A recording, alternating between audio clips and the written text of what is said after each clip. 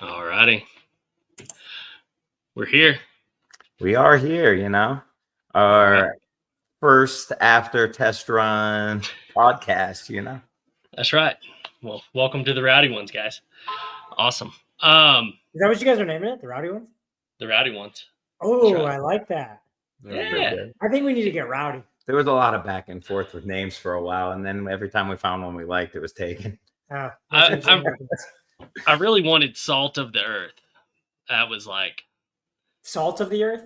Yeah, Salt of the Earth is like is y'all. Y'all are salt. What you actually wanted to say is you really wanted Rowdy Ones. It was our number one choice. We got it. We're here.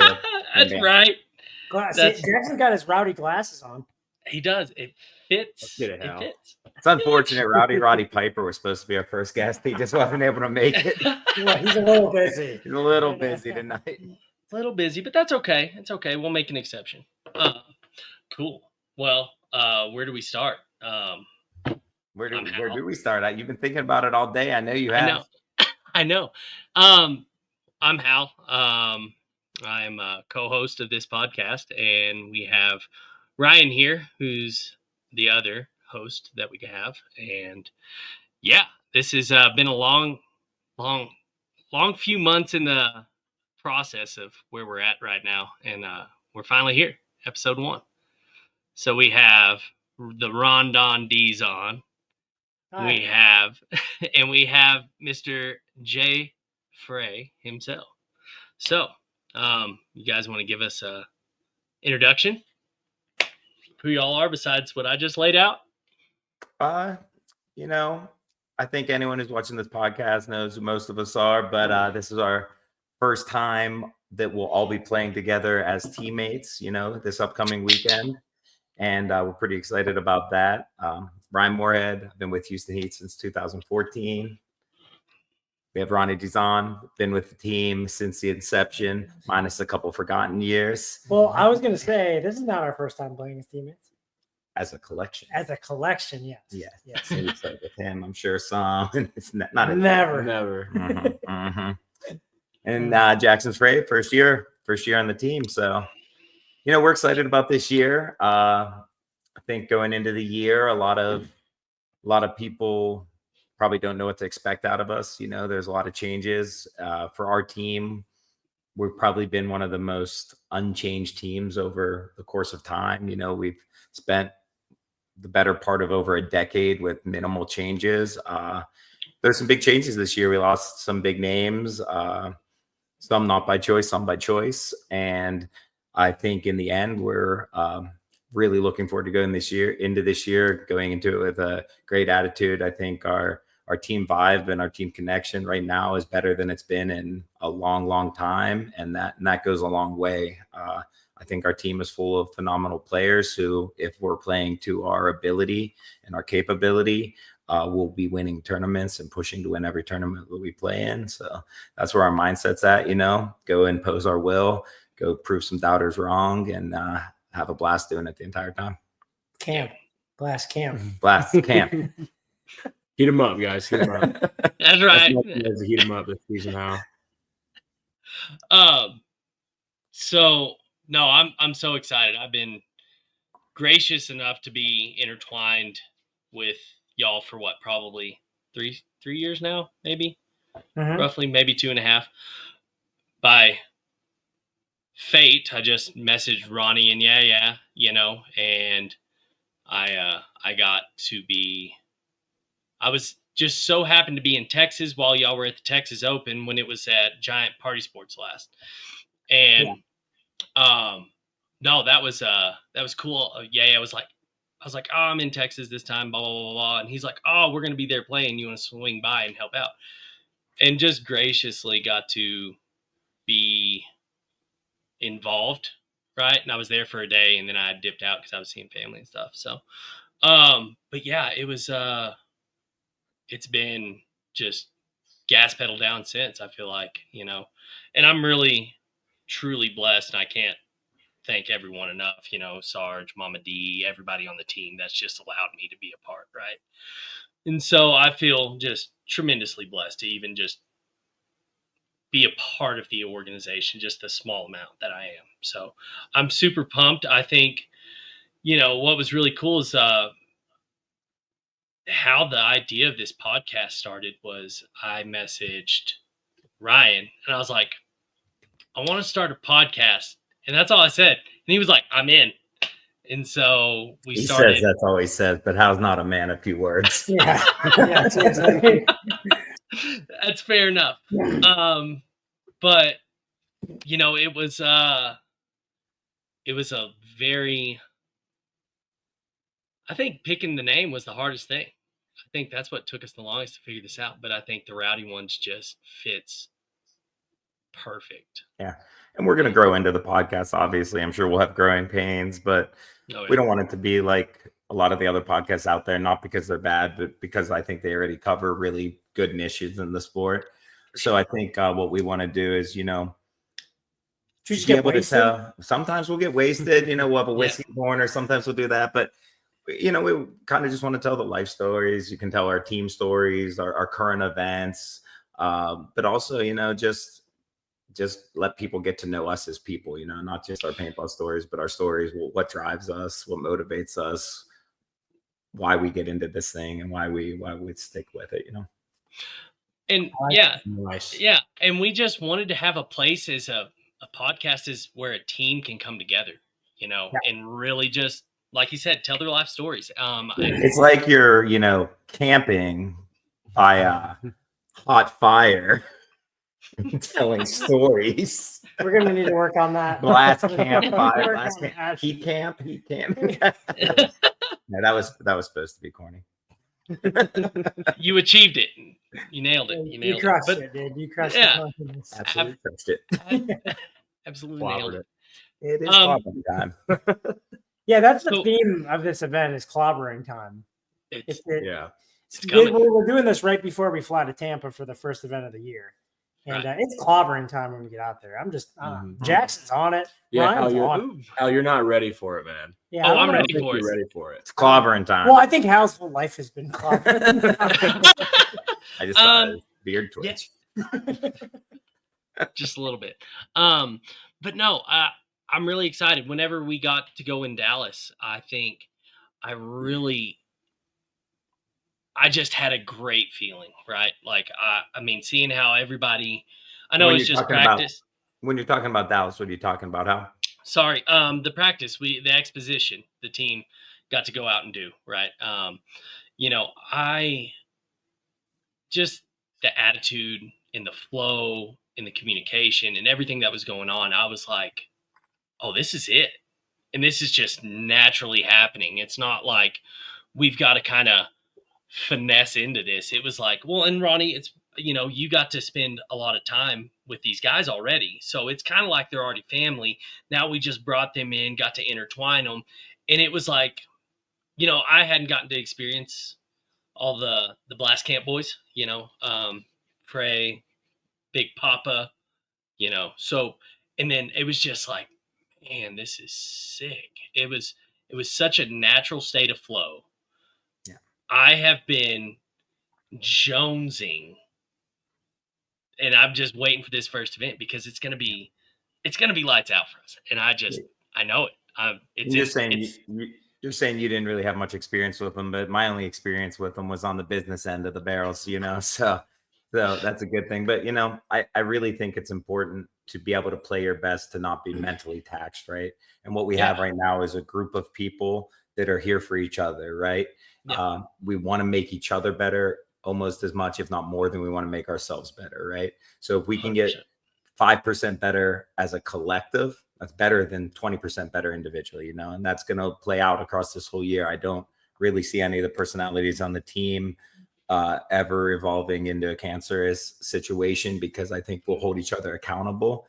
And I think really that's the most important thing, because if you're not in your back of your mind questioning someone or butting heads all the time, you're going to be a happier person who's able to free flow in any situation on and off the field and really want to be there for each other.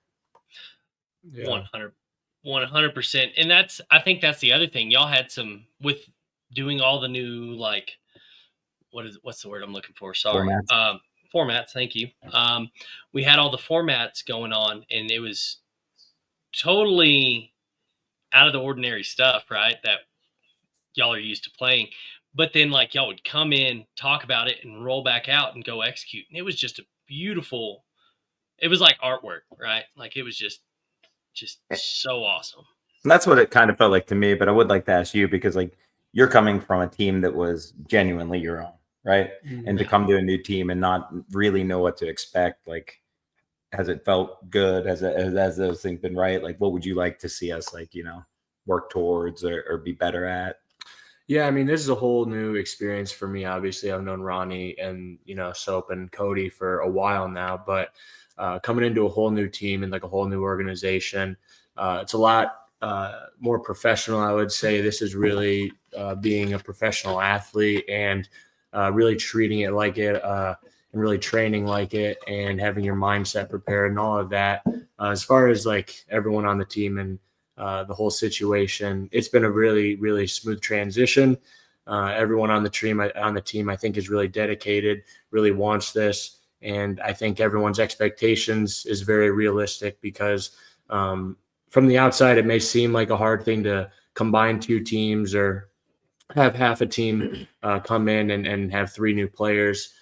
But when you have this much experience and this much teamwork and bringing those two together, I think it can only really go up from here. And the expectations, I think, are to really just to win, And before I was on a team that, that wasn't really the expectation, right? Being a rookie pro team, it's hard. It's really hard to make that transition.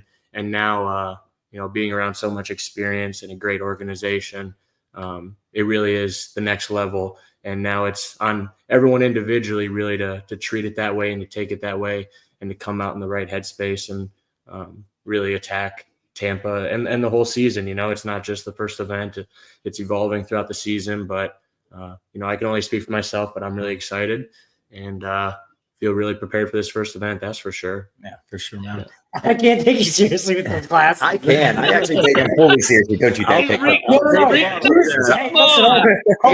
He was cooking, right? He was cooking. And then I glanced up at the screen and just saw these glasses. You got to let the man cook. And he was just stone cold Steve Austin. You're up there with your reservoir tip and you're judging his glass. Whoa, man. Whoa, dude. It's style. Nice fit, buddy. I'll be honest, I didn't have these until like 3 hours ago, until we went to the gas station for snacks. Are those open? I bought them at the gas station. That's a good gas station purchase. We're a good snack team too, because we might as well be a store ourselves. Yeah, snack team 6. Oh, yeah. But the one thing about our team that I think anytime you have a lot of changes, you know there's going to be some growing pains, this and that. You're going to build towards something. But the one thing that I was really surprised about is how quick our communication was at an acceptable level. They can always get better, but I was pretty happy with how quickly we were able to work together on the field and do those things. So that makes me excited to see what it can grow into. Yeah. I mean, I also think it was weird because it's like I've known you for like so much of my paintball career, and then I've known them from just being at home so much and playing with them on the off time that I knew that their communication and our communication, when it combined, it was just like, when you introduce 2 friends that you're like, I know they're gonna like each other. I just need them to hit it off like the first time they hang out. Yeah. That's what I experienced, but with like so many people, So to see it happen in the first practice of the 2025 season when we got to play X Factor, Impact, Diesel, really good teams, right? And then got to try out a bunch of new different formats and then watch everything kind of click and gel. Like for me, from like a kind of an unbiased party, like looking at both, I'm like, well, this is sweet. Like this is exactly what I envisioned it to be, That's like the most unbiased party exactly, I've ever heard. Yeah. But like, it's like, I don't know. It was really cool to see. For sure. Both of you, like everything come together. Because if it failed, it would have been kind of your fault. Yeah. All your fault. Oh. No. I'm out. Not at all. But yeah, I mean, to go off that communication too, like not just the on-field communication, I think the off-the-field communication too is such a big part of this. It's when it's easy to bring up a concern or a question or anything at that point. That just makes everything easier, let alone on the field, but off the field. Not trying to hide your feelings because you're afraid of what someone else is going to say about it. Be like, just really speaking the truth, whatever's on your mind. And I think that boils down to, we are all grown men here. So if you can't take a little critical advice from what is your family and your best friends, then you'll never be a better person, right? So you have to be willing to accept criticism. And sometimes that comes in heated forms quickly, right? Because we're trying to exchange a lot of information fast and adjust quickly. So you have to understand, like, they're only telling me this because they have the best intentions for me. And if I take that to heart, I can grow from that. And they're not always right, and I'm not always right. So we can have a little back and forth and come to a mutual conclusion too. But the important thing is listening to what they say, not just waiting for them to be done and discrediting it right away because you're so defensive, right? It's in life, in paintball, in sports, it's easy to be defensive because you're fighting for your spot out there. This is our job, and it's a performance-based job, right? Like, if we're not able to perform, we could be cut at any time. We could get injured and not be able to play. Anytime we step on the field could be the last time. So you're kind of in competition, always on a defensive footing or offensive. You know, I like to be on that. I was just going to say, That's right, baby. That's right, baby. Always defensive that way. Yeah. Always forward. Always forward. But you know what I mean? Like, it is easy to just try to guard yourself and not be open. But when you can be open and comfortable with that, your chances to exponentially grow as a unit and be on the same page, it's just hard to beat, you know? And it doesn't mean you won't get beat, because it's still sports and you get beat more times than you don't. But it's a matter of how you can accept those losses, how you can come back from a hard day. You know, sometimes at practices you could go in and beat everyone up, and other days you could go in and struggle. You're the same guys, the same team, the same plans, the same paint, the same equipment, the same sponsorship, and something's just not there, right? Sometimes it's a look in the eye, sometimes it's an energy, but it's how you come back from those moments, how you react to those moments, that will either build you up to be a stronger team and a better individual, or will break you down and create bickering. And I think, like, all of us individually have taken the onus on ourselves to be that good teammate, to go the extra mile, to help each other, to never look at things in a negative aspect when we're around each other, because we have such limited time to do this thing that we love, that we have all invested our entire lives into being the best that we possibly can at it. It would be disrespectful to ourselves, to Sarge and Mama D, the ownerships, all our fans, our family that we leave for long, extensive periods of time to come here. It would be completely disrespectful to not take advantage of every moment that we have. Yep. Well said. Yeah, that's perfectly said. And what I I'm was reading those cue cards back there. Well, the teleprompter stopped for a second. You did good. You did good. You did great. But what I'm really excited about, and you kind of hit on that, everyone on this team that we have right now will own responsibility to anything. No one here is going to pass the blame on someone else. Everyone here that we have right now is someone that will truly accept responsibility. And then, like you said, in the moment of heat, you know, in the heated battle, you just roll off the field. You know, to the naked eye, if people didn't know y'all and they catch y'all when, like, Go Sports flips on or something like that, and they're in the pits and y'all are just, like, going at it with each other, it's not that you're mad at them. You just got off the field. Your adrenaline's pumping. You are out there to do your job, and you're out there to give people the business end of the stick, right? Like, you're out there to beat up on people. Like, that's what your goal is at the end of the day. So you're standing on top of the podium, number one. But, and the other thing, people don't get to see that side of the brotherhood that y'all have, and they don't know where, like, how that falls. But in that moment, it's just y'all, like I said, your adrenaline's pumping, you're amped up, and it's loud in the pits. It's a loud place. And if you've never been in them, you don't know how loud it is. So you need to get that A to B communication. There needs to be no errors. And the best thing you can do, guess what? People pay attention when you have a loud voice. And it's, like you said, it's loud, but it's not like it's loud because a lot of people are screaming. But you have a game going on between our points. You have teams getting ready for their next game chronoing on. You have about 4 to 5 teams having about 10 different conversations, crossing each other all at once. You have pit guys coming in and taking guns, crossing in between you. You're getting new pods. You're moving around. You're talking. Sensory overload. You're dealing with psyching each other up, wiping off hits, calming people down. Yeah. So it's like it's a 100%. multifaceted thing that you're dealing with all at once. Yeah.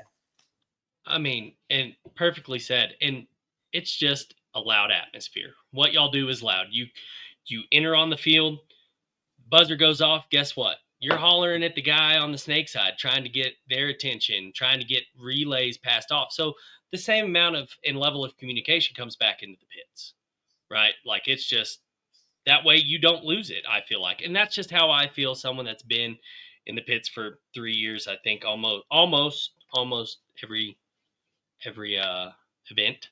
But you know, and it's actually a beautiful thing what y'all do. Y'all go out there and y'all make things happen that most people wouldn't even know where to start. And I think it's a great brotherhood. And I've said that y'all have a brotherhood that is very similar to military. Like what you have inside of your organization is very it's very much brotherhood. And so I love it. We have the brotherhood of military without the valor of military. That's fine. That's fine. But you know, you do get to share that, and it's your own brotherhood, and that's what I love about it. Like, I mean, on and off the field, I mean, y'all are thick as thieves with each other, and it's such a great thing to be able to. Like, I'm just gracious to be around it, right? So I think to touch on what you were saying, like the chaos of the pits and the loudness of the pits, I kind of just thought of like a good symbolism for it. It's like it's kind of like an orchestra, right? If you look at it individually, you have like 100 music pieces all playing at the same time, slightly differently and stuff, and that should seem chaotic, but it's all synergistic. In the moment, can you turn the light peaceful. If you're taking that breath, you understand what's going on. It's more calming than it's not. You can come behind me. But it can appear outwardly chaotic, where inwardly it doesn't feel that way at all. When you're firing on all cylinders, it's kind of like almost a meditation. It's calming. You can like block out a lot of the outside noise and stuff and really zone in on what's happening. Yeah. Like when I play paintball, I mean, I won't speak for anyone else, but when I play paintball, like you're so in the moment, you're not thinking about anything else. No problems you have, no issues. And I'm not talking about just on the field. That's from like, you know, an hour before a game till after, you know, like well after, because your mind is just firing on that. So it's like there's so many things you're processing at once that you have no time to let anything else affect you. So if you can really hone in on that, it's special. Yeah. Yeah, you can find that serenity within the chaos. Serenity now. No, it's an amazing thing y'all get to do, and like I'm jealous. Like it's such a you got nothing to be jealous of. You're part of us, Hal. I know, but I'm not. I don't get. Yeah, to and share. I offered you to play too at the practice. You didn't pick up the gun. We're gonna need to see you out. He said he's gonna play 10-man with us. Whoa! I'll come play 10-man with you. I'll come play. Dude. He keeps telling me I should know how good he is, even though I've never seen him shoot a gun. I'm decent. I ain't saying I'm great. But I can't wait. But honestly, I didn't want to see you play before because I heard you got that mini. But we'll get you fixed up at this next event, baby doll.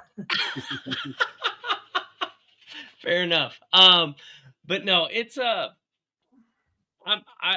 not someone who gets to step on the field with y'all. I see the chaos from the net, right? And you know, and that's kind of cool because I have an outside perspective where I can see things possibly differently than what's going on. And so, you know, Ryan and I've talked about it. We've talked about it in the past.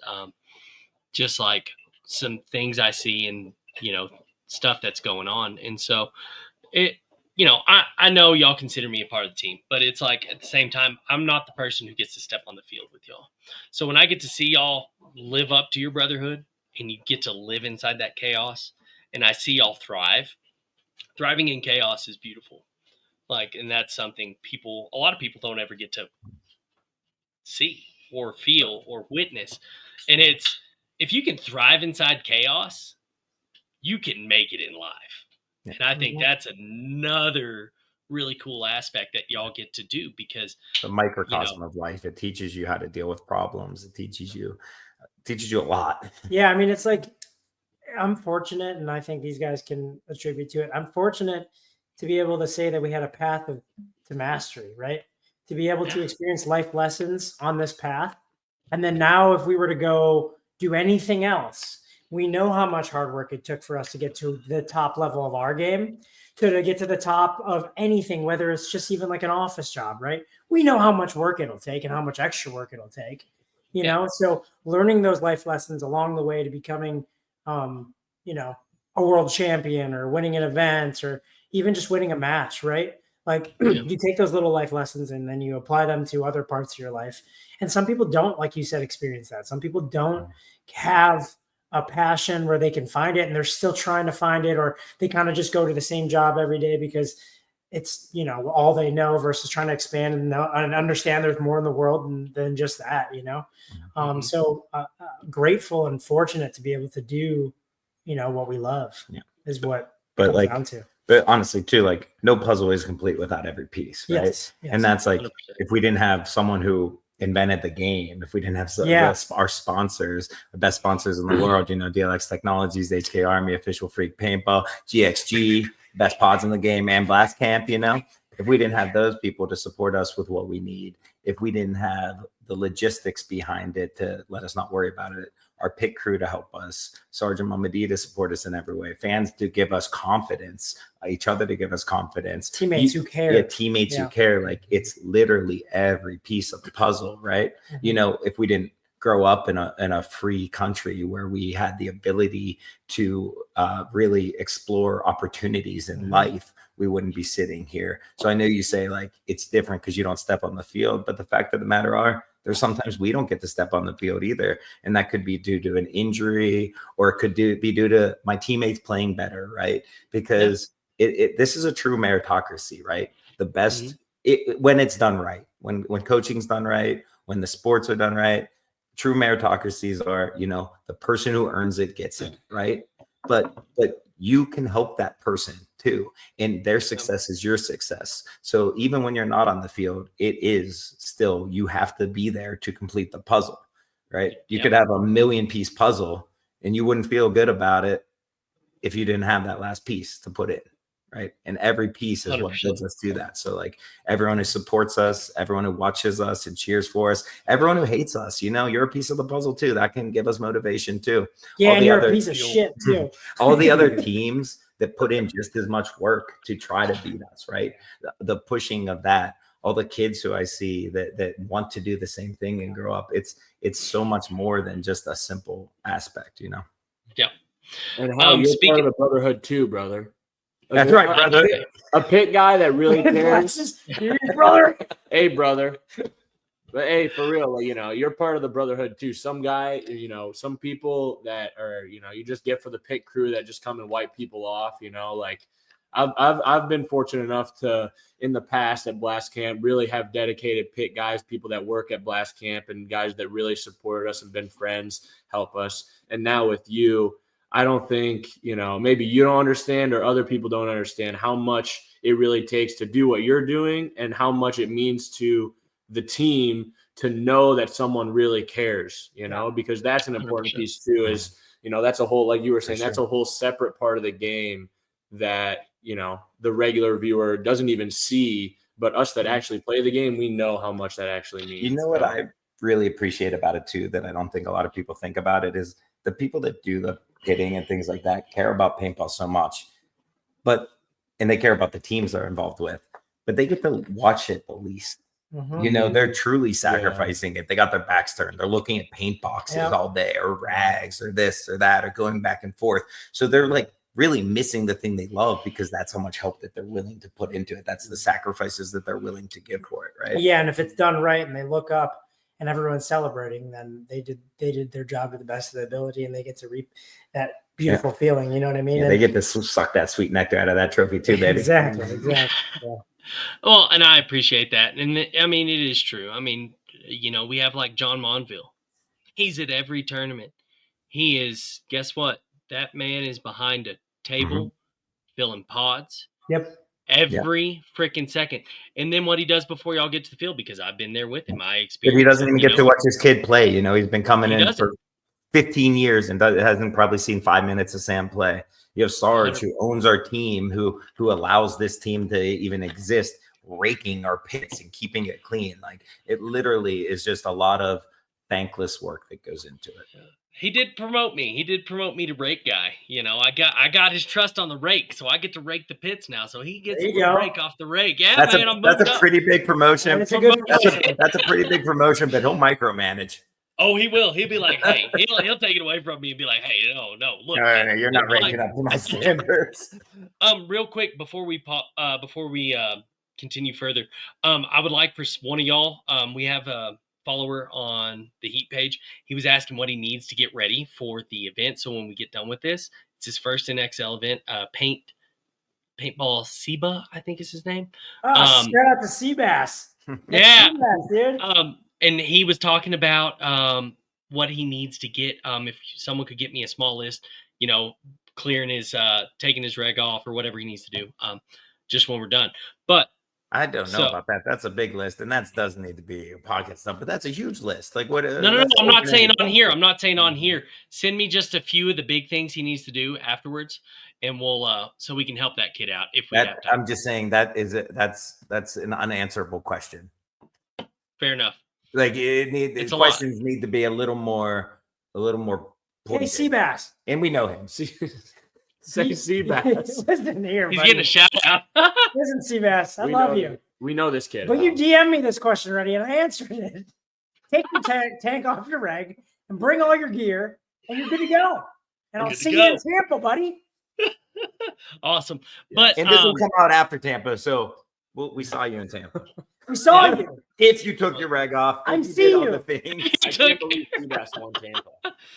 Seabass won? Seabass won. I saw him. He was up on the podium right before we were. Congrats, Seabass. Manifesting. I like it. Here we go. We were yeah, I like that. I like that. Yeah. I like that. Yeah, like we're we manifesting it. Yeah. Mm-hmm.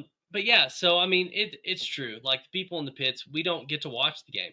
I might get to watch the first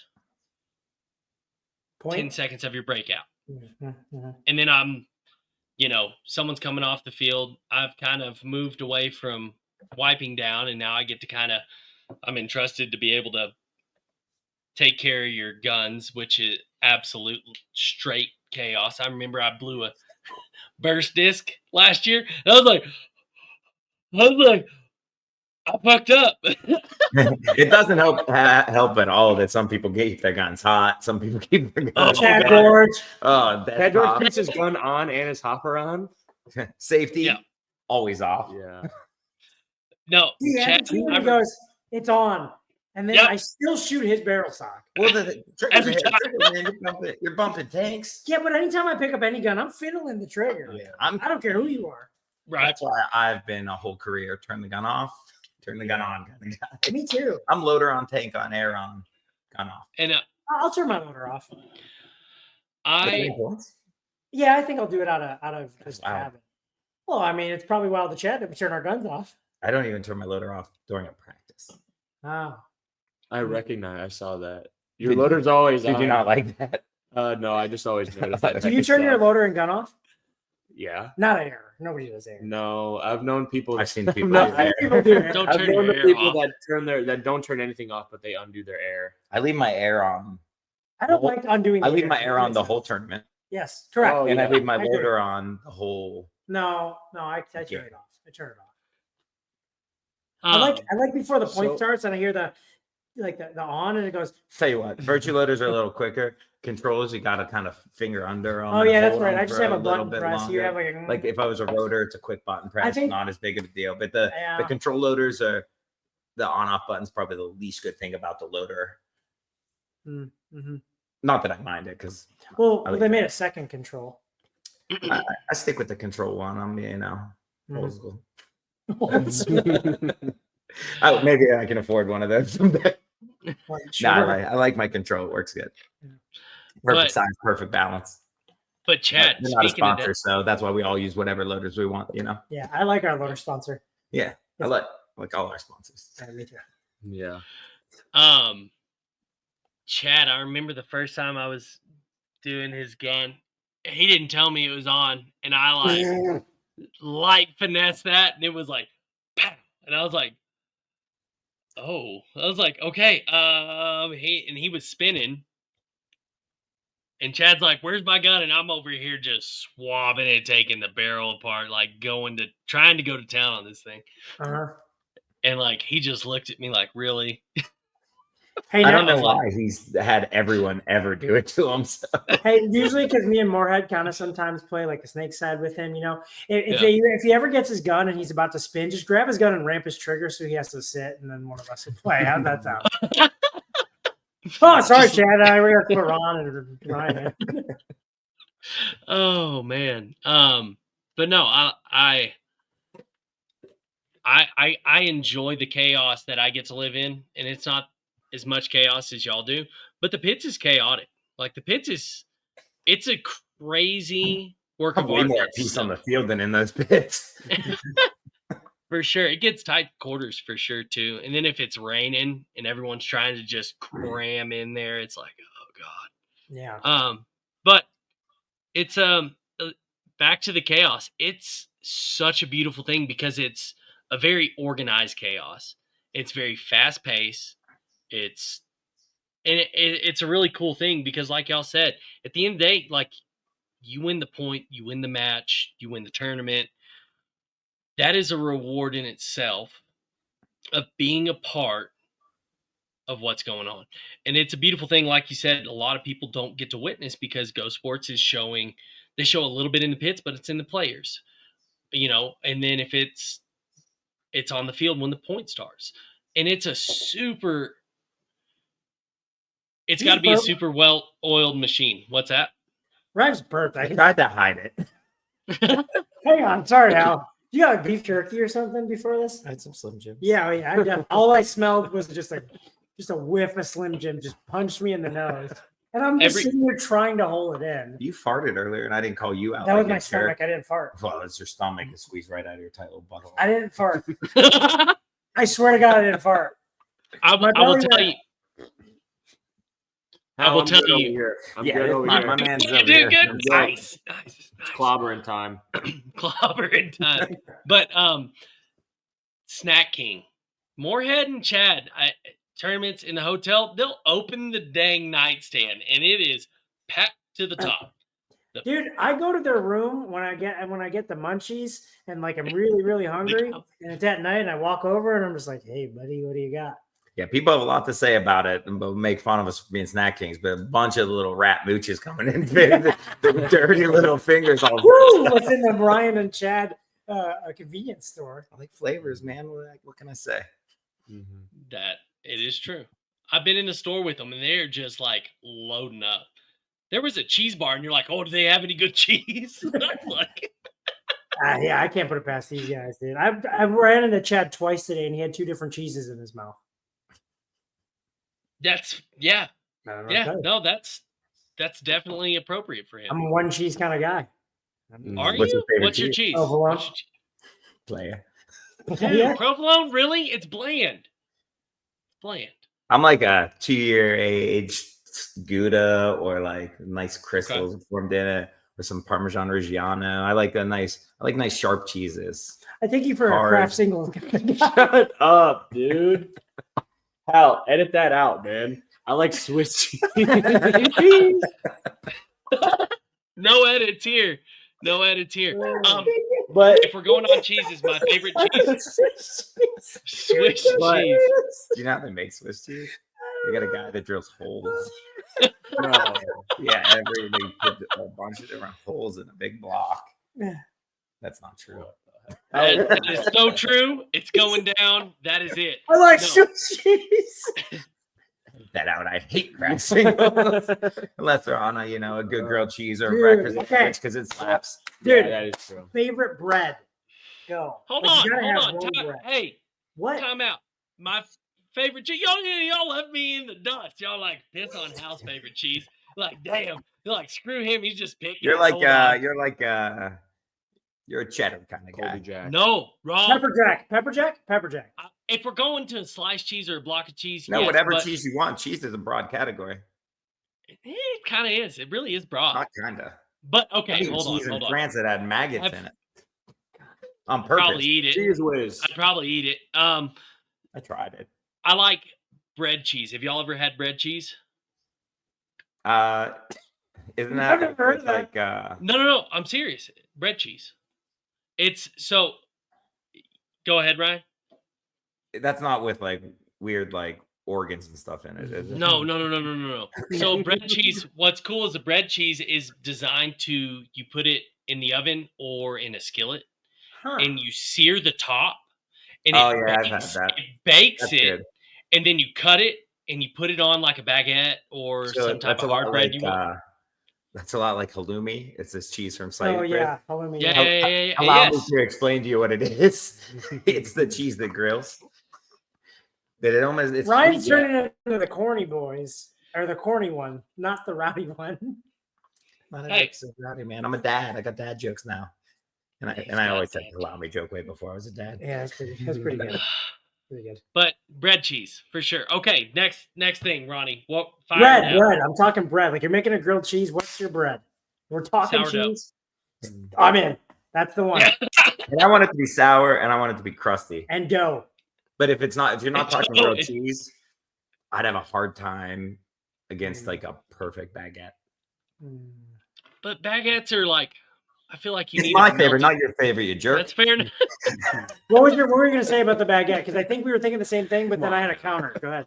But you can't like. It's not a grilled cheese. You can't make a grilled cheese. I'm out of here. Go ahead. You can't make a grilled cheese out of it. Like I'm No, talking we said about. not grilled cheese. Not grilled cheese. Oh, not grilled cheese. Oh, I missed the bus on that. He said a baguette. He said a baguette. Baguette's his favorite bread. Okay, fair enough. No, I would yeah, he takes a nice one, like a nice long- baguette, like a fresh made. Yeah. Yeah. Okay. All right. What about Jackson. yours? I mean, I like sourdough. There you go. That's 4 for 4 right there. I don't know Crush if we're the rowdy ones anymore. We're the sourdough ones. it. Sour ones. Sourdough boys. Sourdough gang. Yeah. Ronnie, Sourdough your sourdough Dijon. too? Huh? Sourdough, your favorite? Mine, yeah. Cool. That's what they called them in high school, sourdough. They Dijon. called me sourdough in high school. They didn't. They didn't. No one did. They just No, did. nobody. So I know we're on this really important bread talk, but I'd like to tell a cheese story. Okay. Lay it on Some it. of Is it cheesy? surprisingly, no. Oh, okay. We were Okay. in. Some of us were in Budapest for a little trip after a European event. Okay. It was our first night there. We're pretty exhausted, you know, trying to figure out what we're gonna do for the night. We had a nice dinner. They brought out this like cheese platter, some bread as a little appetizer, right? We're eating it, and all of a sudden I see Ryan Smith start eating this piece of cheese.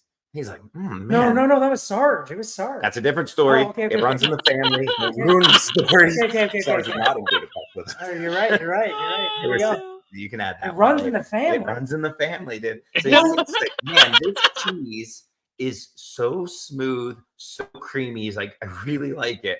And I'm looking at him eating. I'm looking at him. He's like, try this cheese. I was like, okay, I'll try this cheese. It was butter. Get the shut the front Okay, door. let Ronnie tell his story I now. like your story, Sarge. Let's fire it up.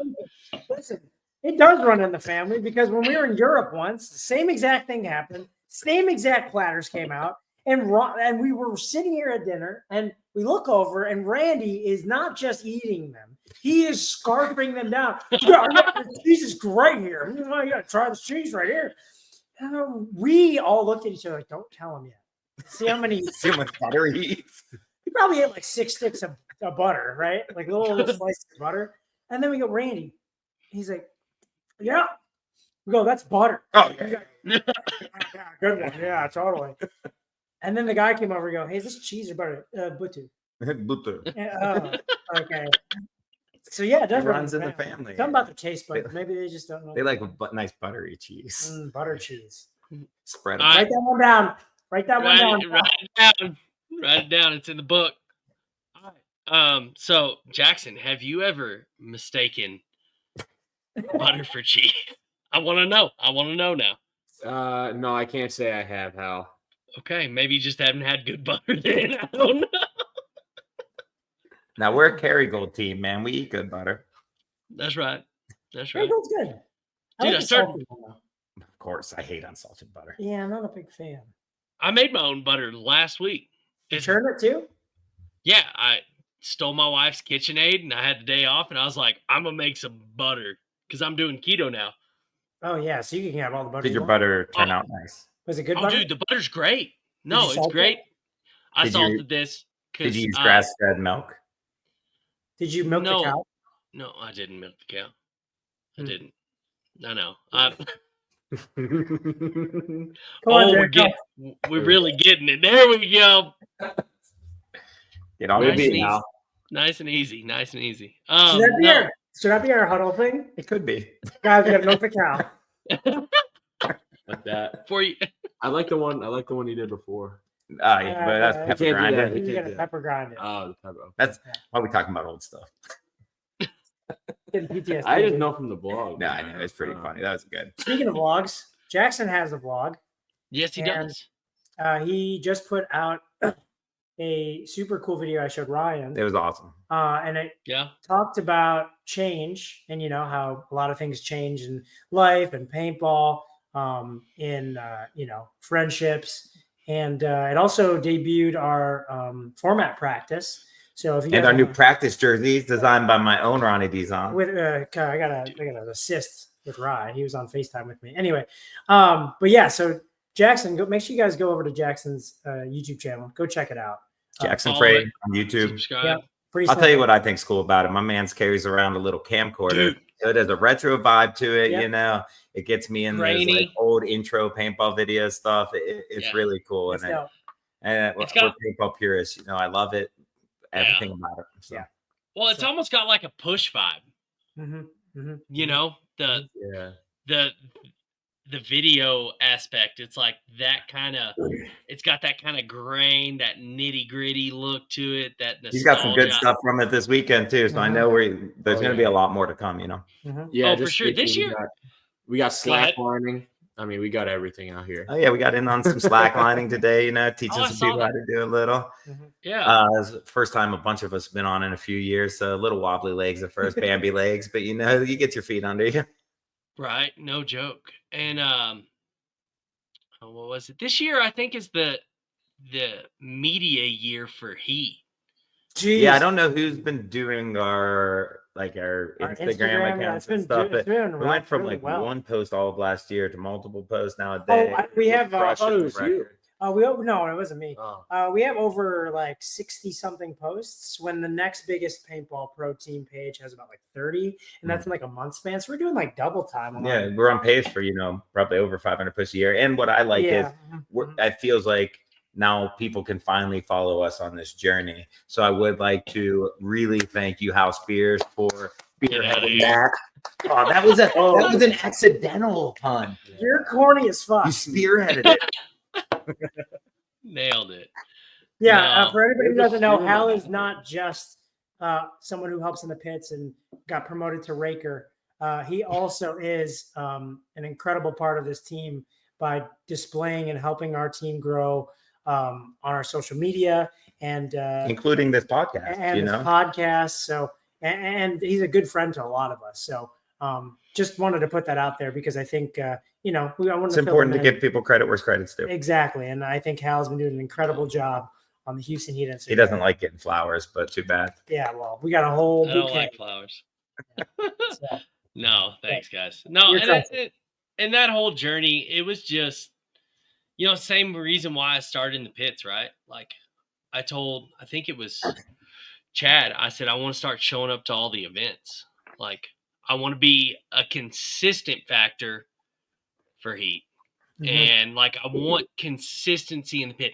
I want to give you an edge that is going to help. Consistency helps in winning, right? Consistency helps in performance. And I just wanted to y'all have a busy life, and I'm like I said earlier, I'm just grateful to be a part of y'all and like be a part of the organization. Yeah, And you I think you're a appreciate small you. part, but even last year in Vegas before games, like I'd have thrown out back. You're out there scraping my back, warming it up before. You're doing so much more that goes unnoticed to the outside world that is far from unnoticed to us. Yeah, and also even like at MAO where we had a blind layout due to the factors of the Texas event, right? Love blind Yep. layouts. And I love them too, right? But for us to really play well on the blind layout, we needed to watch every single game to learn as it progressed and evolved. And what Hal did is he stepped up and he was like, listen, I'm going to go, I'll take all this laundry. I'll help you guys out. You guys fucking, lock in, study the game. I'll go do that. And then what, you ended up almost fighting someone when you were doing laundry or something? Yeah, man, that was fun. Atlantic City is ghetto. Yeah. No, yeah. Well, that was fun. Go into talking about blind layouts. I would like to bring up something to you because I've had this idea, about it. I'd like to get your opinion on it, Hal, and your opinion on it, Jackson. So the big argument against blind layouts a lot of time is that it would hinder fields. You have a field, that you're guaranteed people coming on those weekends. So my proposal is that we give 80% layouts. Where 80% of the bunkers are and 20% will be added. So not only do people have to be there, and you could now do that 3 weeks in advance because people can try different setups and you're only moving 4 or 5 bunkers around, but you're constantly doing that. You're doing that every day. People are going to try to come out and try new things, but it is a true blind layout because we know even when we have a layout, if a bunker shifts 4 or 5 inches, that changes almost everything. Right? So if we have 80% of a layout, people will still come out to do it, but it's going to play fresh. And on top of that, I would like to change 2 to 3 bunkers on the side of the field every day, because that's not too much work to do, too much things. So every day you're going to see who the most adaptable team is, who the team that can, perform under these constant changes, who can learn the best, who can impose their will the best. That's my feeling on how it would go. But what do you think of it from not only a professional paintball player's perspective, but also field owner's perspective? I think that's pretty interesting. I haven't heard that before, but I think that's a good concept. I feel like it's a good compromise. Yeah. I feel like I don't know if you brought it up before, but the idea of every game a team gets to pick a bunker on the field that they want to move, or they get to pick a specific bunker that they want to. I think that was some people maybe just coming up with ideas off of what I said, and I'm open to any of that. But something like that, now it brings the strategy of what that team's going to do. It changes the strategy.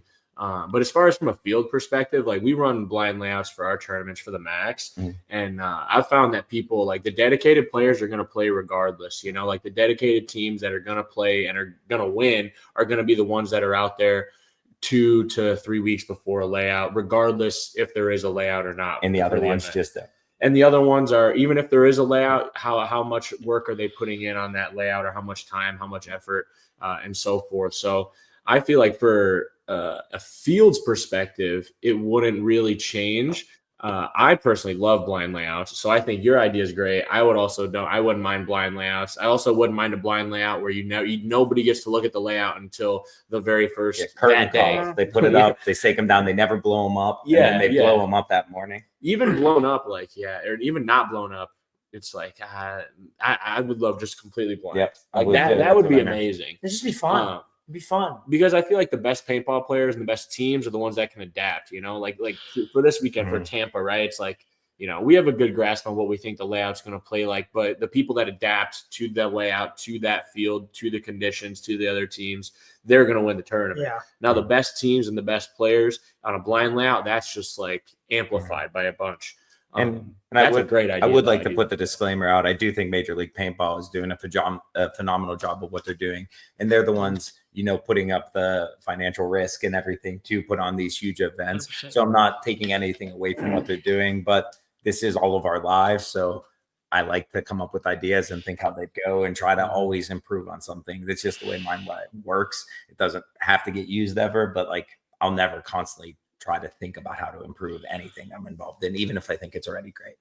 Well, and in my point of view, right, as a non-player, right, I think that is an amazing concept. Why? We're talking about views, right, from Go Sport, Major League Paintball, NXL, all that stuff. We're talking about views. They want to grow our viewership, and I agree. But it's like Jackson said, adapt and overcome. Now you're having to have these teams come in and start adapting to a change. Now we're changing the whole aspect by that 20%. Yeah. Even if You're it was seeing 10, that free-flowing creativity Mhm. as opposed to a dilution down to one set game plan that it kind of gets to Yes. late into Sundays. And I think that we would get to see a growth in viewers and audience, all the audiences and the teams, because you do have to adapt. And this one team, right? It changes the whole atmosphere of what's going on, because how to word this rightly or right. When you start changing things, you're going to see who a real team is, whether that's 10, 20%, and you're going to start seeing kind of that experimental out of a team. And that 10%, 20% change that could happen makes a team play faster, better, and more aggressive. And that's what we're looking for, because this one team could figure something out before everybody else. Mhm. And that's, They're all playing catch up now. And then Yeah. it's like, and then the next day it's like your mind has to already be able to adapt. So it's really like a free flowing, like yeah. showcase of a skill set. See who can be creative, not who can, emulate what other people are doing, but who can Right. be the people that, set the tone. Yeah, I think blind layouts I think for pro would be awesome. I think for divisionals, it might It be should be. difficult. Yeah. Because if you ask an average divisional player now, if there's no layout up versus if there's a layout and there's 2 days to play the layout, they're going to be there both days. But say it's like raining one of those days and it's a blind layout, Mhm. they might just come Sunday and just play on a Mhm. Sunday. Like an average person who would go and play. I love Well- paintball, and playing in the rain's not always fun. Yeah, Some exactly. days it can be, but it's not always But fun. having a layout up is going to force them to have to go both days and that helps fields Mhm. generate, that extra day of business for the divisional teams, So and that's where I think that 80% one kind of comes in, Right. because fields are kind of forced to change 2-3 bunkers on each side every day as well. So yeah. if they only go on that sunny day, they only have one look at it. Mhm. If they go on both days, now they doubled their Exactly. chances to maybe get close to what it could be, or to at least feel how it could play differently. Yeah, so with the layout, or just the 80% or a layout, they have to be there both days because they know that their competition is going to be there both days. With the blind, they might just be like, I'll just go Sunday because I don't know what the layout's going to be if I just play one day. Now, will they get the best results that way? Probably not, because they'll have less experience just playing in general over the year. But say it's a team on a budget, it's like, we could just put one hard Sunday in. That could be good enough. Now, it makes me wonder though, with blind layouts versus like that concept of divisionals not having a blind layout. What if it was blind layout for pro and then a layout the first event for divisional, right? And then they play the layout we played on. So now they have to date back and watch all of our pro games and study how we played it. So we did that before. When, like 1933? 1926. And the issue became that was an old joke, right? That was a good one. That was corny. Yeah. That was corny. Reporting for duty. No, but the problem really came for that was practices, because a lot of teams have to practice divisional teams, pro teams. It takes away divisional teams' opportunities to practice pro teams as well, because the pro team's never going to practice on an old layout that they're never going to see again. So it takes away that opportunity, and that's what we saw when we had done it in the past. And it caused less divisional people to go out to the fields too, even though it would have been beneficial for them. Yeah, they didn't really care as much because they weren't doing the same thing as what they were watching. And because I thought that was a good idea too. Yeah. It just didn't really pan out the way we thought it would. Fair. What if the idea? Sorry, Hal. You're good. Go. What if the idea of having 5 layouts come out in the beginning of the year, and you don't know which layout's going to come out each event? I think that benefits teams with bigger budgets too much, or yes, yes, or teams that are closely located too much. And then I think that would get to the same an exponentially bigger version of what we have now, where everyone knows all those layouts too well, and it kind of slows. I'm a 7-man when they had all the different layouts. Yeah, I mean, back in even in like the 1914 when I started playing 10-man, Right. we used to go to like World Cup and there'd be 12 10-man fields set up. We'd only be playing 8 prelim games, but you wouldn't even have your schedule yet. So we'd walk 12 fields, not know which ones we were playing, and like they had pigs on them and big pyramids and dog bones and snakes with a tongue, and car washes, piranhas. Remember the piranha? The piranha was no good, yeah, but I remember it, and spiders and stuff. So yeah, it was cool getting to walk those and having to do it. I think from a viewer spectator, it's like, oh, they're playing the tarantula. And what I think, as far as a blind layout for divisional, those guys are fronting all their money. They are spending everything out of pocket. And, you know, I know y'all feel the same, but I want to see this sport just grow, blow up. I want to see all this young blood come in, and I want to give them all the opportunities, right? I want to see them have the opportunity for them to succeed. And I think that's the hardest thing on a blind layout for those guys. And but then I also beat them up until I see if they earn the success. Because is it what time is it? Clobbering time. Right. And I think that a full blind layout, I think it's just intimidating for them, right? They're like, we're gonna go spend all this money, but everyone's in the same boat. But it's a mentality, right? Like, y'all. That's just because what they're used to. Yeah. Right. Right. Yeah. Right. People are adaptable. People get used to whatever is happening. Right. Just go play the best paintball you can and have fun. That's the biggest thing, right? I think I think it would teach a lot more creativity in players now. I think 100%. Players now have become a little too robotic. Like, even though their gun skills and their fundamentals are exponentially better than they used to be, it's 100%. Their creativity lacks a lot of times from what I watch. Yeah, I would agree with that. Because they get into the rhythm of where they're at. And so they don't get out of that rhythm. But it's like the reasons why y'all are at where you are now is because you grew that creativity where it was. Now, you know, I think that has helped y'all a lot, and that's why y'all enjoy a blind layout.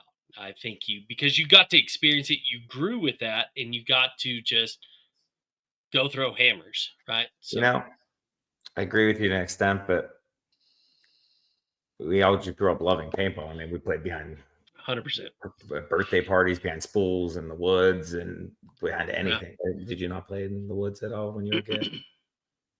I'm not, but of course I played behind the woods. Yeah, you know what I'm saying? Yeah. So I was thinking. I saw it. I knew you were. I was turning one, but I was like, I went backwards. Shut it down. So I do want to ask. We talked about throwbacks for a second. What is a feature, whether it's car wash or whatever? What would or the OG snake, the big snakes that we used to have, right? What from each of y'all? What do y'all wish we would get back on the field? Who's gonna start?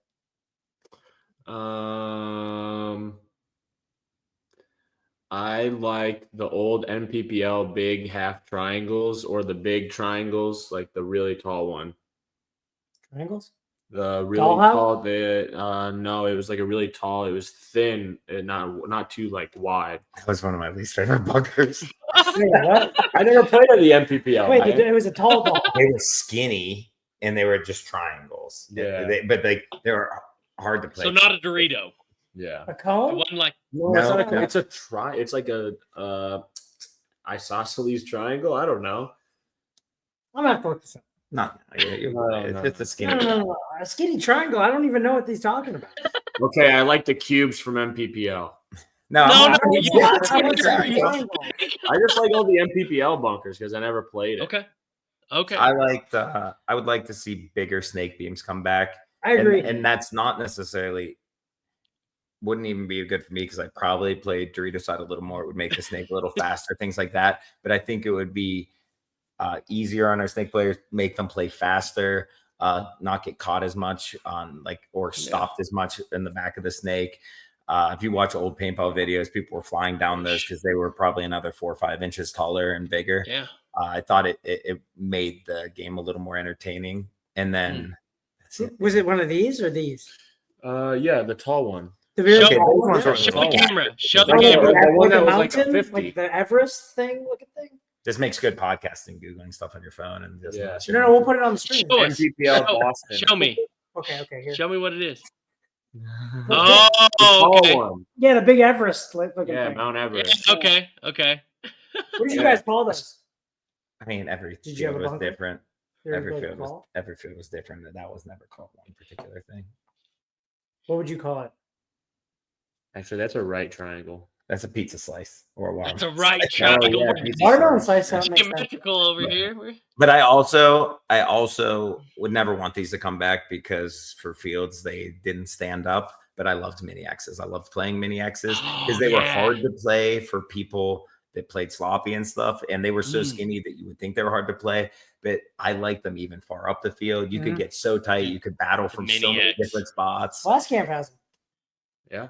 They come apart at the seams. Oh, they do. they, They don't hold together. They play them still. they're like tissue papers though. Yeah. Yeah. They don't make them like they used to either. No, they really don't. So back to the big snake beams. What do you think about angling the snake beams a little more, like in and out? What do you like mean? to the, you know how they're the snake beams now in XL puts them all in a straight line, like the beams. Not always. Do they angle them on the snake So you're side just more? talking about field layouts, not the actual bunker shapes. Yeah, correct. Yeah, I mean that's in play. Sometimes they're angled, sometimes they're not. Yeah, they're Okay. angled. They're I've angled played in some that are That's- triangles, some that are staggered. Yeah. Okay. Then my bad. That's no bad. think- They use your idea. I just remember, what is it? Push with is that the one that has the big snake beams that are it's black and white striped on the way down? Is that Push that has that in there? Just for reference? I I can't don't think remember. so, no. But No. they had that one was actually curved. Like the whole snake beam was curved in and Oh, out. you mean like the original snakes Yeah, didn't worse. they weren't beams. It was just a big snake. It literally Yeah. had a tail and the other Yeah. end was a head and it had a little tongue. Yeah. But there was no bricks or anything. So yes, that was a one entire bunker that ran the length Right. of the field pretty much, that you'd crawl in and you're battling people just out of these curves and you're crawling in and you literally would have to pop the top to shoot a cross fielder in front of you all the time. Right. And that's where I kind of cut my teeth playing snake. I played probably the most snake back then when it was like that. Really? It was fun, but that's more for bigger fields, not for short fields like this. And people would just get dinked in the head all the time. Man, I miss the bigger snake beams. Like really do. Yeah, they were fun. Yeah, these skinny ones stink. Well, what I thought was really what I was like, man, y'all should use this at Mid Atlantic last year. Those big camera beams they had for the camera people to be on the side. Yeah. You know how big the big hot dog looking things, Yeah. like those things. I was like, I I just think bring it'd be cooler to have those as the snake beams. Like I agree. Because then think about like how lost you get with like yeah. a bunch of those. Mhm. Versus now it's like you could see people sometimes over the top of them in Mhm. a pack or something. Like Like sometimes you like, because there's so many stand-up bunkers now where they're set, you can see Yeah. the ground from Yeah. it. So that it's not a matter of like, oh, you just got to crawl lower. You got to learn how to do that more. It's like, no, I literally can't come around here because you can see 4 feet in front, 4 feet behind, and the ground the whole way. Yeah. If you're like over 5'9". Well, So now I'll And show not- you what I mean next time. I'll let you get them up on me. okay. Ronnie, He's the perfect paintball height he is. for some things, and tall people are the perfect paintball height for other things. He's sneaky. Ronnie, what's yours? Huh. He just said tall snake beams like 47 times. But he could, if he could go back and pick, like, other than large snake beam. I'm just saying, the man may have an option here. I know the larger snake beams, but get out of here, Ryan. I didn't say anything about you, man. Calm down. He died laughing. Get the hell out No, of he here. said the piranha fish. I don't think I ever saw that. You didn't miss anything. It I was was gonna say you horrible. want to see it. So what about when Balls was really big? Y'all remember Balls energy drink? Yeah, they were just cans. I don't like to talk about big balls like that. Fair enough. Intimidated. I'm trying to think of what bunkers like that. I can't explain the name of them. They were kind of like mini onions. With the little tunnels? Like a teardrop? Were they teardrops? It's not like an onion. It's like a fat onion. Let him explain this. Yeah. I'm here about these. I'm here for this. No, I'm gonna show it. I'm gonna show it. But I can't explain. It's like not a. I can't. It's not a wedge. It's like 1, 2, 3, 4. Was it a trapezoid? Yeah, it was like a trapezoid almost. You know what I'm talking about? Yeah, like a Super Mario 2 onion. Yes. You know what I'm talking about? I do know. Do you know what bunker I'm talking Yeah, about? it was flat top, 2 corner edges, and then came flat down. Yeah. Oh, yeah. I don't think they're on the PSP. A mini race? I think they were for a while. They were good. It's not the mini race. I know, not the mini race. They're big. I know what you're talking about. I just don't know. They're so big. There's a lot of good bunkers. Yeah, so the Piranha bunker. I never saw the Piranha. I don't know this bunker. I'll have to look it up later. So nobody misses like car wash or anything like that. Yeah, of course. But I mean, the fields are so small now. If we went to bigger fields, I'd want some different things like that.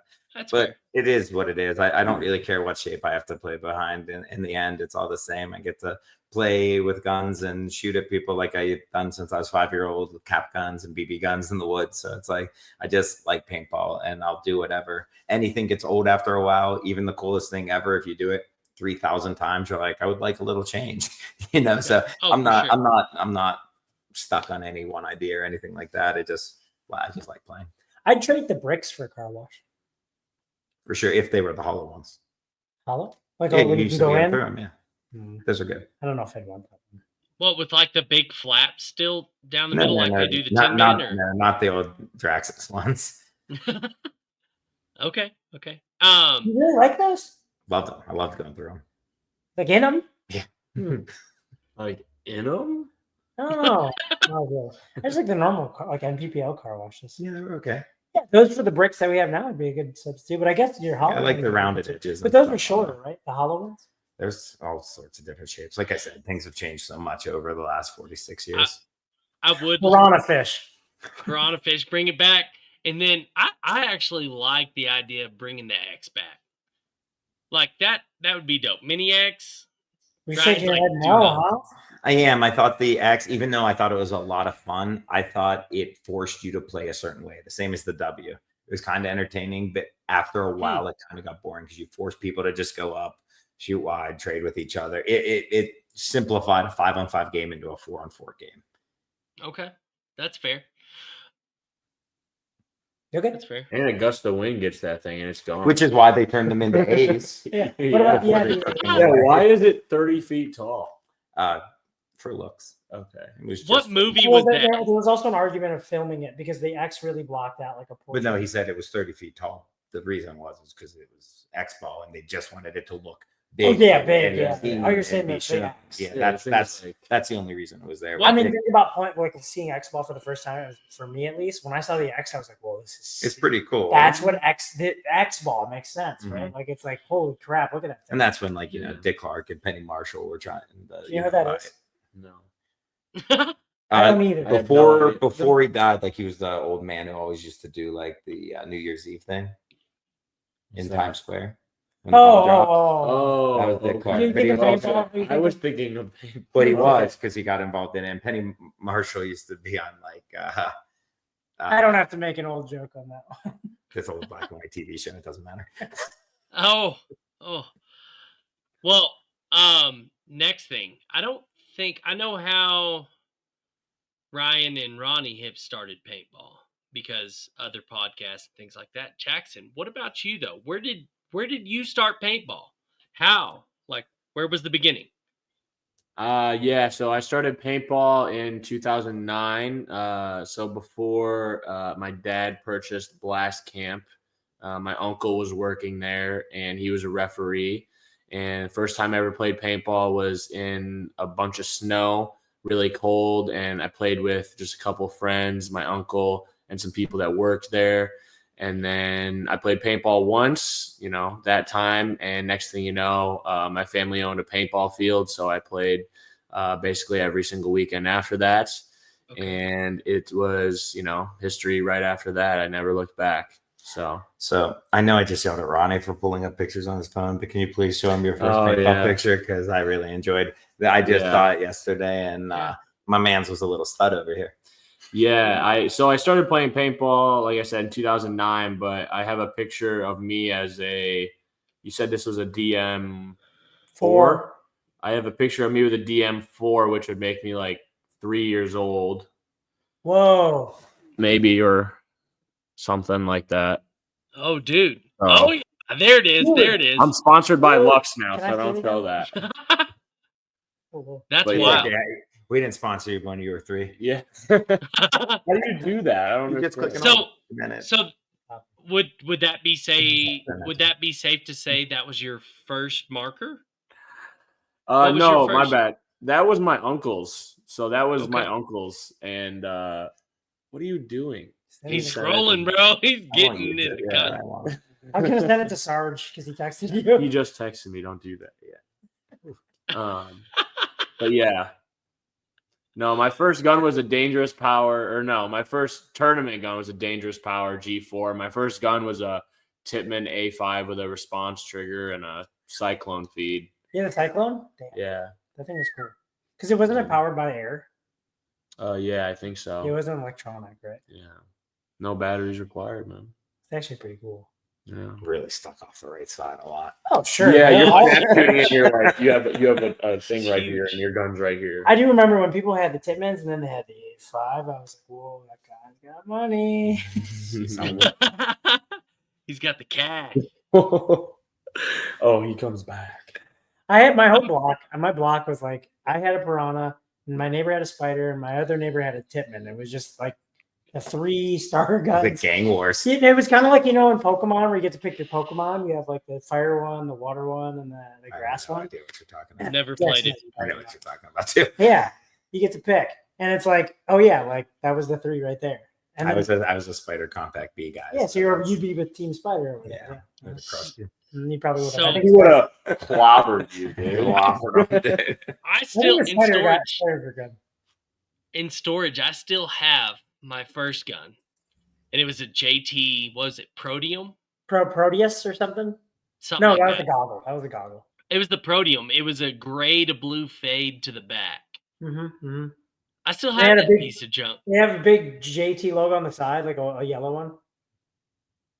No, not mine. No, I'm thinking of a different one then.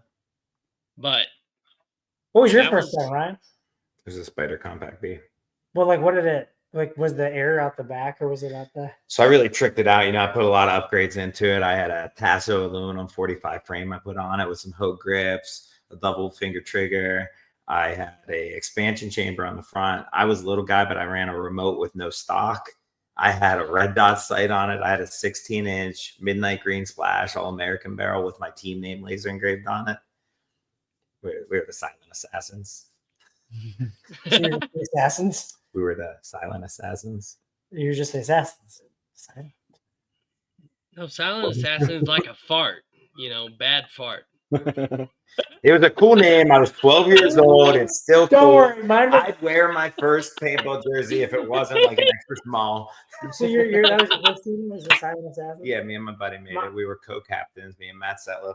We had black long sleeves. Shout out Matt Setliff. Yeah, black long sleeves with like felt green Silent Assassins down the sleeve and just green captains. That was the Poison Ballers. Oh no, poison, and we spelled poison wrong because with we were kids. No, we spelled it. we didn't even know how to spell it. The Z. And my friend was just like, "What? How did you spell it?" P-O-S-I-O-N. It's P-O-S. Yeah. I know how it's spelled. P-O-S-I-O-N. Yeah, and he spelled it wrong, and he wrote it. So you were the Posians. Yeah, and he's like, he said, "Let me draw our logo on your jersey." Posians. It was wrong. It's like a Polynesian Asian. And we're running around with these wrong spelled marker jerseys. He markered them? Yeah, I told you they were Sharpie. He wrote it on my Dye C3 jersey. gonna be Cody. That's LaPapa hilarious. this weekend. Jeez, dude. What was your first team name? Blast Camp. Wait, Really? really? Yeah. Wow. I mean, we were. You never played like a local No, three-man? it's just Blast Camp. No. I mean, I played a 3-man. I played an indoor 3-man with guys from Blast Camp, but like I don't think it was an actual real team. I don't remember what. You've never been on any other team with Blast Camp. Man, he in Blast Camp. That's Oh, crazy. Yeah. Well, I guess we were called Blast Camp Revolution for a while. Yeah. But and then You just dropped the revolution. I mean, yeah. Hmm. Team So USA. Blast Camp. And you've never like guested on any other teams just for like a random event or anything like that? I've played a few like indoors at O'Hare, like the Rotten Kids. Okay. But I don't know if that was like, yeah, I guess. Yeah, that counts. That counts. So yeah. Yeah, I guess I played on them a few times. So we had a conversation the other day. You said on the teams that I've played on, and now I think about it, it's only just been the Blast Campers. One team. You should have known that. I thought about it too. I'm like, what other teams did he play on? Like, I didn't actually know. That's interesting. No. Nice glasses. Yeah, thanks, man. Dude, I'm gonna get him some real Oakleys like that. He's No, gotta be Hal. fly. I know your love language is gift Gift-giving. but stop it. Gift giving. I get pro deal on them. I get Oakleys for I get like 60% off on Oakleys. Get out of Well, here. if that's the case. Discount code right here. How these were $4.99. You get him But that I cheap. get- These were $4.99, man. I can get a pair for like $60, dog. He could have got. Well, if you're taking orders, I'll He take could have got them, 12 too. pairs of Yeah, these. what Hal. Oakleys you Yeah. want? I can get them. Costas, Oakley, they're all the same family now. I I want get the pro one with the deal. nose piece. You know what I'm talking Okay, about? this does not make it for good podcasting. So we went through. And I don't want to cut this short, but we are clogging up our coach's house. So I'm not saying we got to end it now, but start thinking about that because I don't want him to sit us all at the event. You call the shots. You're co-host. You're host too. So No, I know, but I didn't know if you had any big topics you wanted to still or any questions you wanted to go over. If not, we've been going for probably about an hour 22. close. So if you have any other thing you want to go over, we'll hit them. Any poignant questions? Any more cheese questions? Or bread. all the cheese, all the bread. I have all the questions. Since we've done cheese and bread, what would be your favorite lunch meat? You start out. I'm boring, but Me? yeah, favorite lunch meat. Go as exotic as you want or boring as you want. Ooh.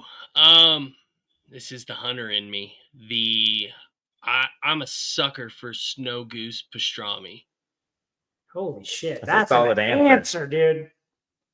Snow goose tastes like crap if you don't pastrami it. It is the worst tasting meat you will ever have. Of course, they're evil little guys. That's a good ad. Whoa, dude, I've never even had that.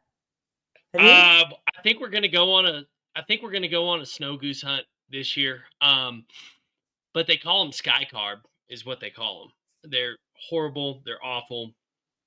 They taste like dirt.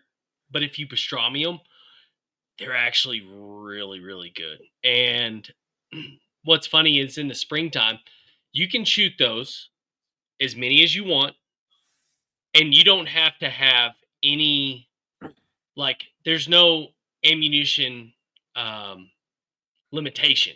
You can have as much as you want in your gun. You can have, typically it's only 3 is how many shotgun shells you can have. Now, in the springtime, it's conservation. They're like, we need to get rid of them in the big migration. They'll come in the thousands at one time. And everybody is just giving them the gas. That's cool, man. If I you just don't- asked you what your favorite lunch meat was. Sorry. No, I was kidding. Anyways, snow goose pastrami. If I was able to do that, snow goose pastrami.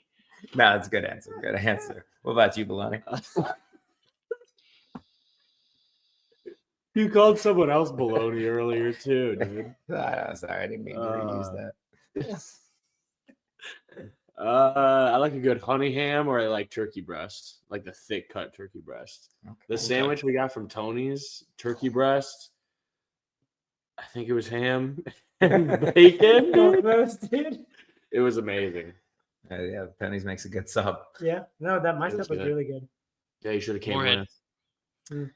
I like it's called hot calabrese, but it's like a salami yep. type of Italian meat Yep. with like Calabrian chilies in it, so it's like really Mhm. spicy and kind of salty. Okay, Ronnie. I like a Cajun turkey. You know, Okay, yeah. a nice Okay. Cajun turkey, a little spice to it, or like a sriracha turkey. They got Okay. that at my local deli. Nice. Mhm. I guess my questions before Ryan makes me wrap this up. How? That's your name. How? What? You say Hal or how? How? Like Oh. how? I thought you said how. How? Ryan.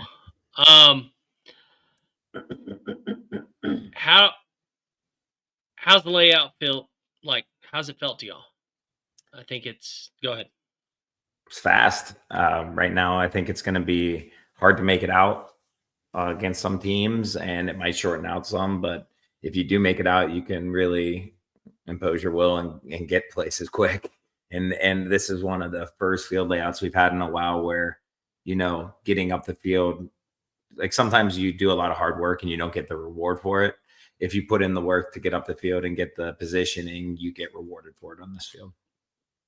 Okay. Imagine this layout being a blind layout, and the first day like games, watching that Would have been that's mayhem. entertaining. It would have been paintball, mayhem, you know. But like the more people can lane in their shots, do that. Like the then more it'll boring shorten it up. gets, almost. Mhm.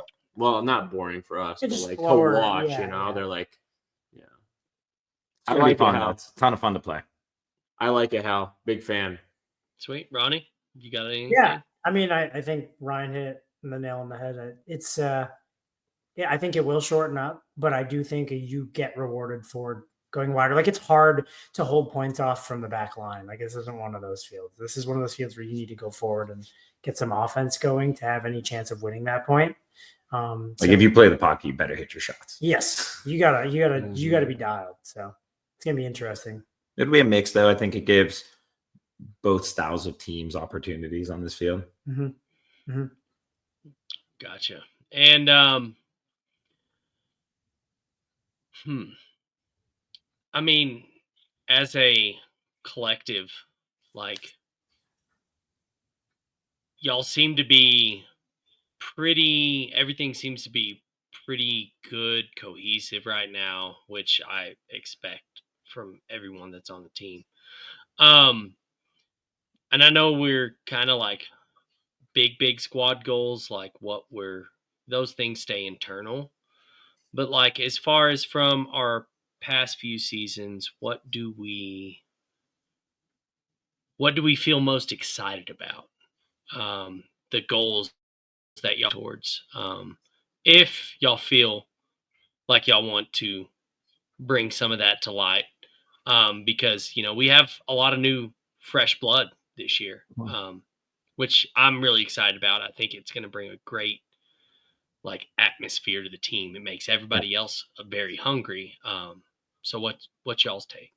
Personally, I think I'm just more of a action speaks louder than words right now. I think we've been disappointing for the last few years, so I don't really feel the need to verbalize any of that right now. But he said, Perfect. Cool. Well,